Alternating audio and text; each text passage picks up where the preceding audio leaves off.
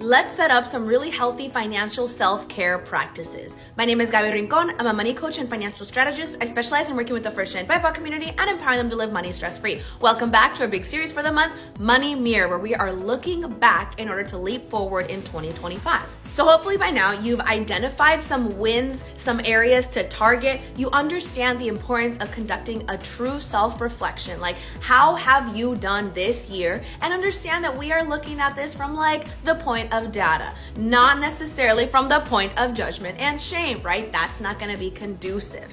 And then we've actually created a budget reset. So what does it look like to align our goals to our finances and create that new budget for the coming year? And part of ensuring your success in the coming year for whatever your financial goals are is to make sure that you have a true finance practice. You can think of this finance practice as like financial self-care that really helps make sure that your money is aligned, that you are feeling good, you are free from money stress, you are feeling okay, empowered. Number one, I want you to start kind of journaling on some money mindset topics. Think about what money was like growing up. Identify some potential barriers you're having in your thought process, like things like, I'm never gonna save, or where is that thought rooted in? Where does it come from? The more you're able to identify some thought patterns that are a little bit negative or not serving you anymore, maybe even a little bit toxic, the better, because we can start to tweak them and start developing these healthy things. And as we know, your thoughts create your emotions create your actions compounded on themselves are just what habit is. And guess what? That is what personal finance is. It boils down to habit.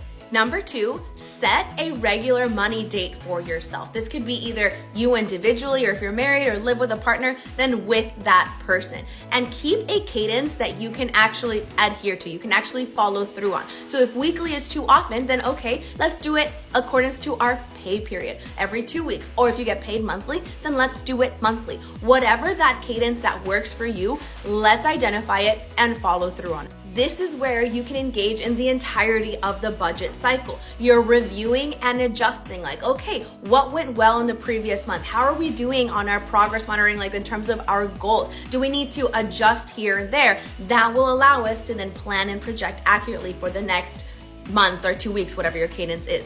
And something that comes up a lot with clients is that when they start engaging in this, like being intentional with their finances, they start to be intentional with a lot of other stuff, like with their time and like their schedule. So because they're projecting on like, okay, what's coming up in the next month or whatever, they can be like, oh, my friend's birthday is here. I want to make sure that I have X amount for her birthday present or the birthday celebration, like whatever it might be. And so all of a sudden that intentionality that we have in our finances is also coming in other areas of our life. And three, lean into the power of no in order to enthusiastically say yes. By this, I mean that chances are like at some point you have spent money on stuff that you didn't really care about. Maybe you felt obligated to, maybe some people pleasing tendencies start to come around, right?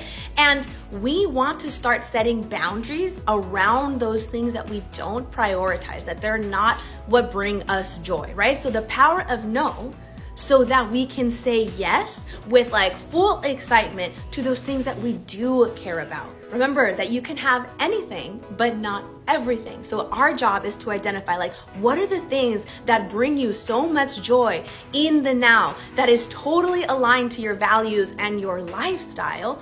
Let's spend our discretionary income on that.